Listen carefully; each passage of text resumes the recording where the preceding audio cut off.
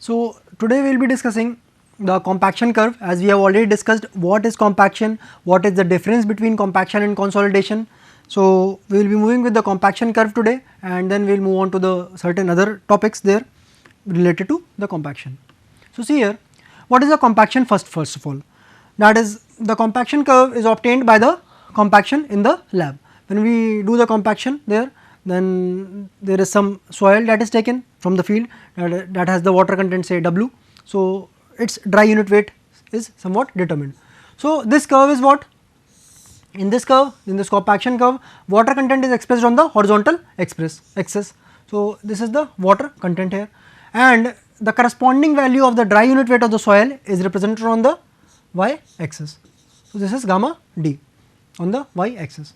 Now, this curve is unique for a given soil type, method of compaction and compactive effort. So, given soil type, we will be discussing this thing, method of compaction, what is the method of compaction there, and the compactive effort that has been applied. That is the, when you talk about the compactive effort, it is the energy imparted to the system. Now, see, let us say you take a soil and corresponding, and it has some water content, let us say 15 here, or let us say 15% here. So, at this 15%, let us say 5% here, at this 5% there is some value of gamma d. So, you plot this point here.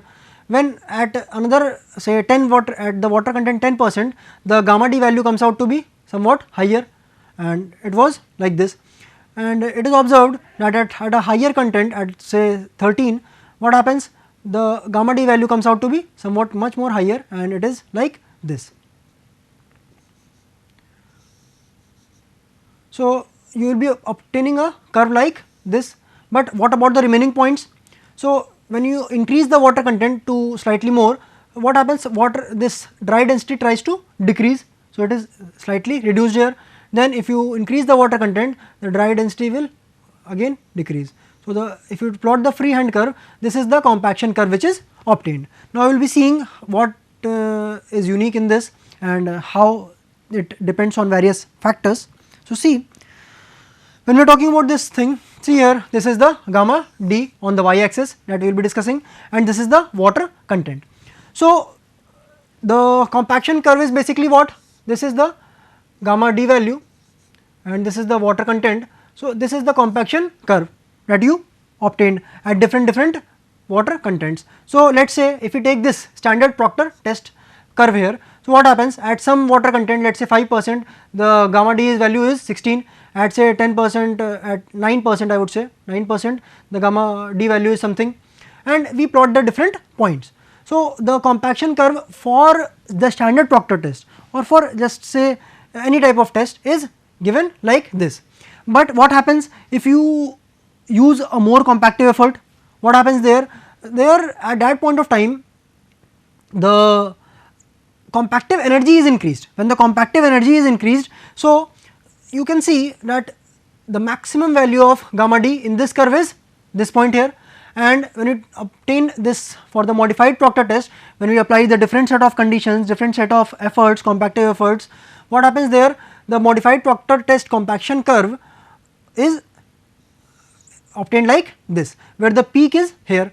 So, see, the water content at which the peak is obtained for the standard Proctor test is this much, let us say 13 or 14%, and for the modified Proctor test the water content is what? It is slightly lesser. So, you can see that the gamma d maximum for this value. So, these are different values of gamma d, but in the entire this standard Proctor test, what is the maximum value? This is the maximum value here of the gamma d value. But when you talk about the second test, what is the maximum value for this curve of gamma d? This is the maximum value, that is the maximum dry unit weight that can be achieved by compaction.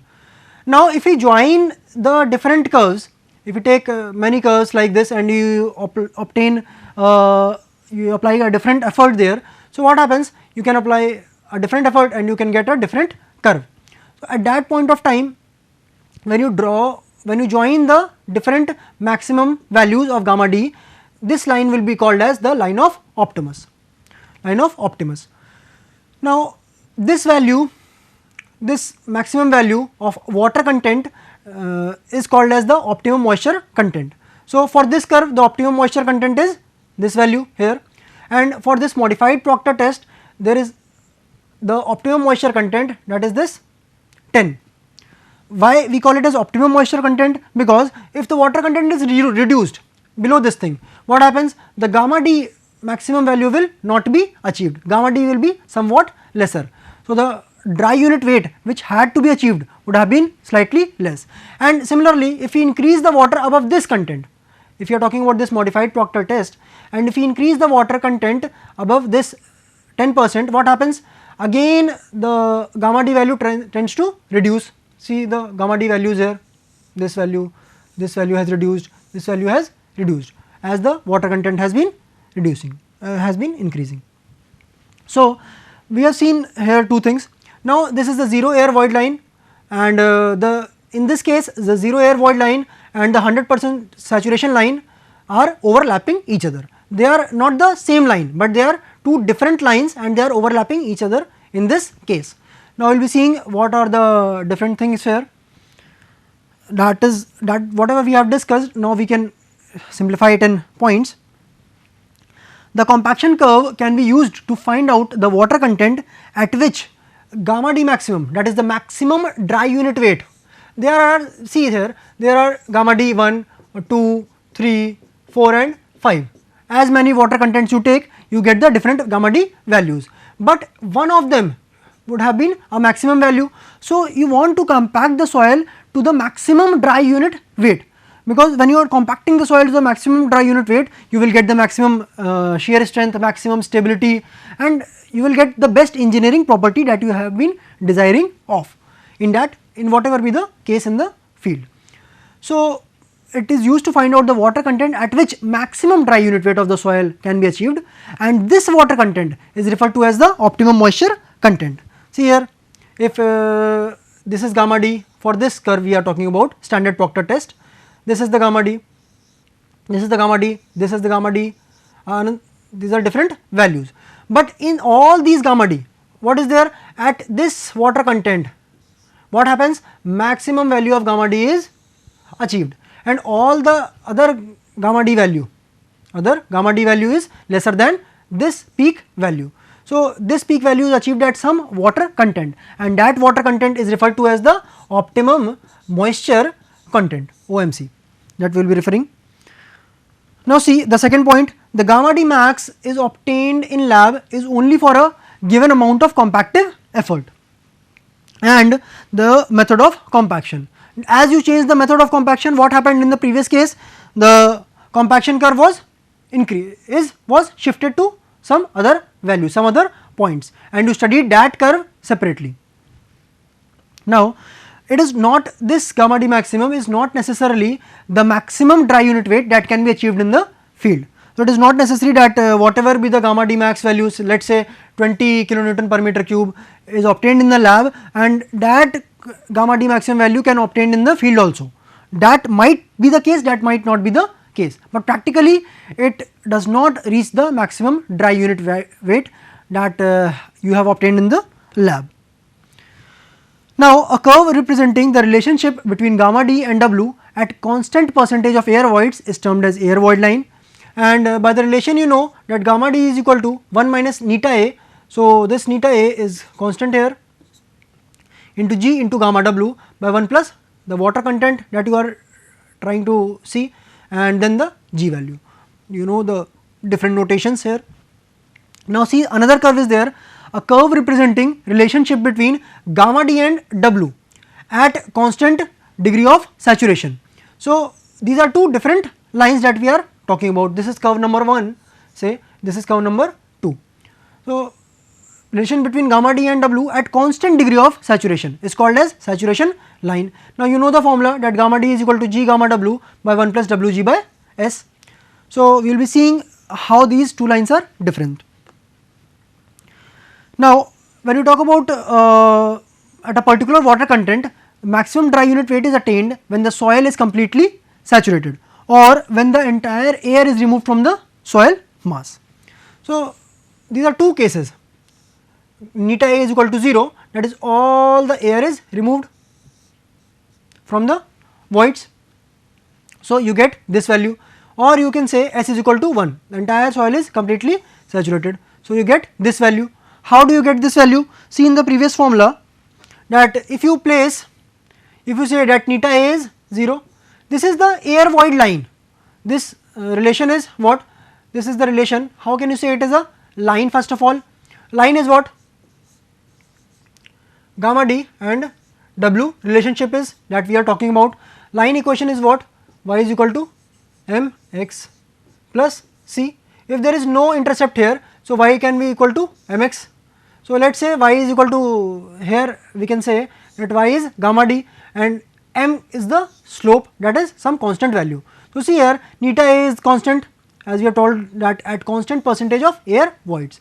So, 1 minus neta A, that is the constant value, g is the constant value and gamma w is constant, this g here is also constant. So, there is a relation between gamma d and this w, and between this relationship all other parameters are constant. So, you can easily say that this follows the relation of a straight line or almost a straight line, and this curve can be called as this 0 air void line. When we take, see here it is the air void line, and when we take the air as 0, there is no air is there, then what happens? 1 minus 0, that comes out to be 1. So, it comes out to be gamma d is equal to g gamma w by 1 plus w g. Now, see if you are talking about the saturation one here, what happens in this case? We are talking about the constant degree of saturation, and if we take a case where the saturation is equal to 1, that is the entire soil is filled with water only, and in this case S is equal to 1. So, what happens? Gamma d is equal to g gamma w by 1 plus wg. So, in a term we can say that the values which we arrive at are these two values. At neta A is equal to 0, here 1 minus neta A was there in the bracket. So, you got 1 here and it was 1 plus wg by S. So, it was equal to 1.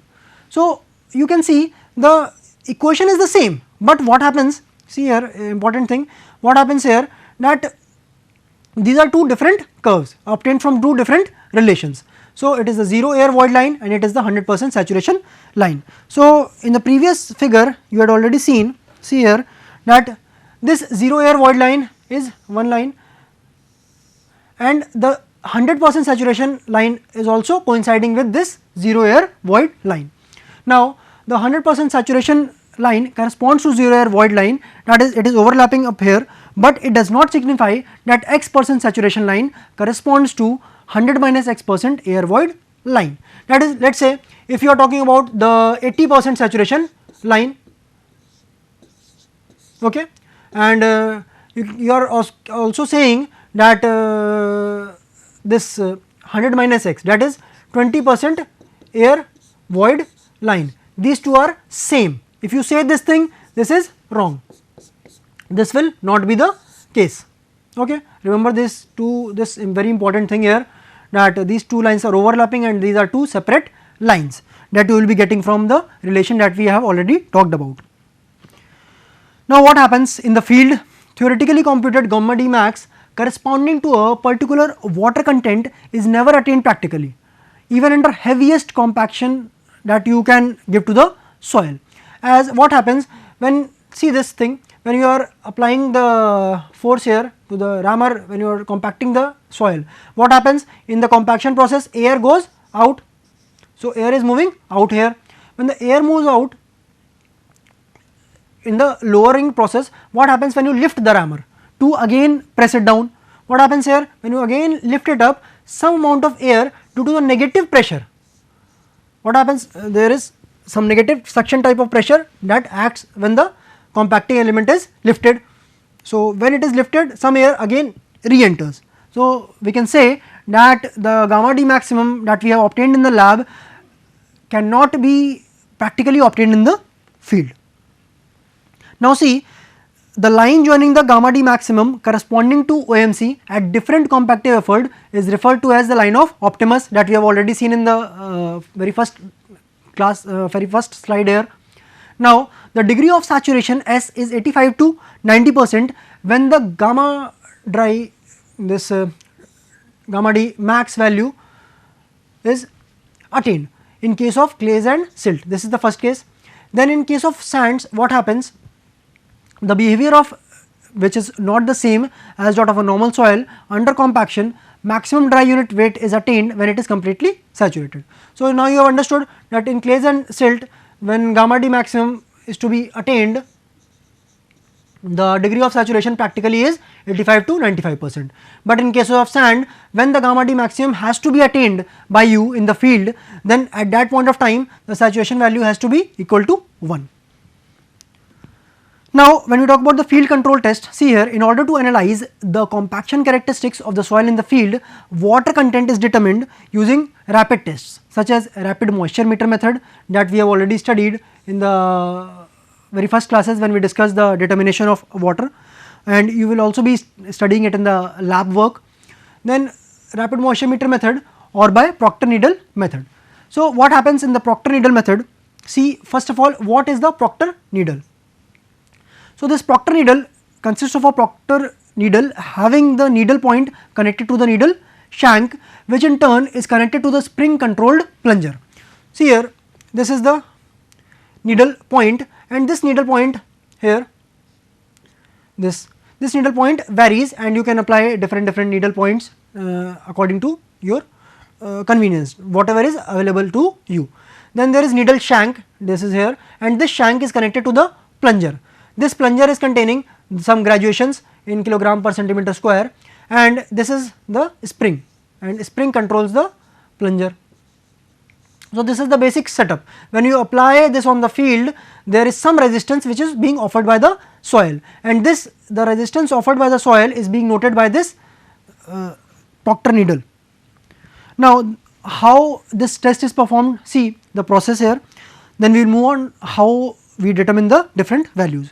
So the Proctor needle test is in the Proctor needle test, the Proctor needle is forced into the compacted soil sample which is at a particular water content at the rate of 1.25 centimeter per second up to a depth of 7.5 centimeters, and resistance offered by the soil is noted on the scale that is given on the plunger. So that is noted down. Now this sample is tested at different water contents, and the corresponding penetration resistance is noted and is represented on the curve. For a measured penetration resistance in the field, water content can be read from the calibration chart. So what is this calibration chart? Now we will be seeing this thing. So what happens? You go in the field, you actually, first of all, in the lab what happens? You will be trying to determine you will compact the soil and you will determine the water content, and at some water content you will get some penetration resistance value. Let us say if this is the water content, when you take the soil, first of all you take the soil and the water content was, let us say this much, or you say this much, or you say this much. These are the different water contents. So what happens if the water content is this much here? So when the soil is in this state and the penetration, the Proctor needle is applied, so the water here, the resistance offered in kilogram per centimeter square is noted here, and then if the water content was increased of the soil, of the compacted soil specimen, what happens there? The value of penetration resistance was noted to be this much, and when the water content was increased to this level, what happened? The penetration resistance noted was this much. So you plot the different points here. Now you get the calibration curve, which is the relation between the water content and the penetration resistance. Now when you go into the field, what happens there? You simply go there and you have the calibration needle, and you have already drawn this chart because this is the different soil for you. Then what is the penetration resistance there? You go into the field, you apply the plunger there and you note down the penetration resistance. Now corresponding to, let us say, this penetration resistance, you go and you get this water content. So you know that this is the water content. Now for this penetration resistance value you applied in the field, you got the gamma D value as this value. So you got the gamma D value now and also the water content. But if you are talking about the same type of soil, what happens? At this water content, the gamma D value is coming out to be at this point. So, we will talking about the now different factors which affect the compaction, which are the water content, the degree of compaction, the method of compaction and the type of soil. So, see, water is what? A lubricating, having a lubricating effect. So, what happens when the water content is low? So, very first case, and then we will discuss the second case wherein the water content is slightly increased. So, at lower water content, when the soil is comparatively stiff, it will offer more resistance against the compaction. Hence, it does not result into closer state of packing, resulting into lower dry unit weight. So, when water content is less, what happens? Soil is comparatively stiffer. So, if the water content is slightly less, it will offer more resistance there. Okay, it is because more stiff, but like you add water in the clay, what happens there? If the water is absorbing some amount of clay, then it will be easily moldable. It will not offer much resistance to deformation. But here, when the water content is low, the soil is stiff and it will offer more resistance against compaction. Hence, it does not result into closer state of packing, resulting into lower dry unit weight. That is, dry unit weight that we have tried to achieve is not achieved. It is somewhat lower value. When with the increase in water content, when the water content increase, what happens there? As more and more layers of water molecules are added around the soil solids. Okay, so water is increased. So the water will be moving on to occupy the void spaces, and the void spaces are nothing but the area around the soil solids, and apart from the contact between the soil solids. So it imparts the lubrication effect there. As a result, soil solids move into a much closer state of packing, and then the denseness increases. So here you will obtaining some higher value of gamma D maximum, gamma D value. Until the optimum moisture content at which lubrication effect is maximum, dry unit weight increases. So see here, this is the curve, this is the compaction curve, and this is the optimum moisture content.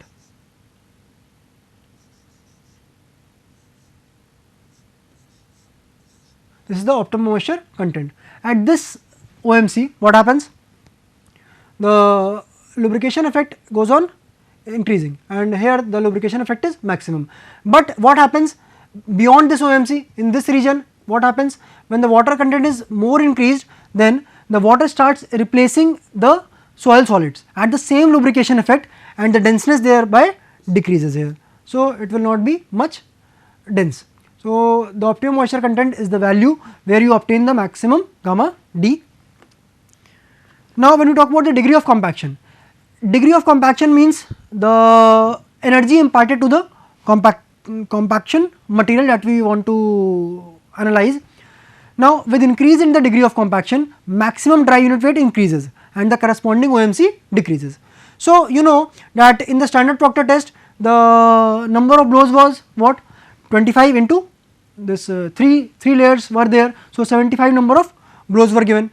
Now if you talk about modified Proctor test, here you applied 25 number of blows per layer, and there were how many layers that you prepared? That was 5. So in this it was the 125 number of blows, and here it was the 75 number of blows. So when we move on from standard to modified, let us say, so here it was 75 blows and the number of blows has been increased. When the number of blows were increased, you could see that the gamma D value has also increased. In this curve, the gamma D value has been this much, and then for this curve, the gamma D max value is somewhat more. Now see the water content here, that this point is this one here. Now this point is this one here. So the water content value, OMC value has also reduced. So see here, the OMC reduces and the gamma D maximum value increases. So I can also say one thing more, that let us say if this is the gamma D, this is the water content. So if let us say 15 number of blows are given, only 15. So this curve is obtained. What happens when you apply 25 number of blows? Somewhat this curve is obtained. If you apply more number of blows, let us say 25, so it will be like this. So the gamma D value is somewhat here, gamma D value somewhat here, and for this gamma d is value somewhat here. So, the gamma d value is increasing here, okay. And see the OMC value for this less number of blows was here more water. Now, here the OMC decreased and here also OMC decreased. So, the optimum moisture content is gradually reducing. Now, when you talk about the method of compaction, the effect can be seen in terms of the weight of the compacting element. The very first thing, the time and area of the contact between the compacting element and the soil, and the action used for compaction. And what are the actions? That is the pressure, impact, vibration or kneading. So, what are these different impacts are there? We will be studying with the help of the different instruments that are being used for these impacts, for these actions. Now, the compaction in the field can be achieved by any of the following units, that is the rollers, rammers and vibrators. So, for these rollers, rammers and vibrators, we will be moving on in the next class, and we will be studying what are the different equipments that are used. For today, thank you.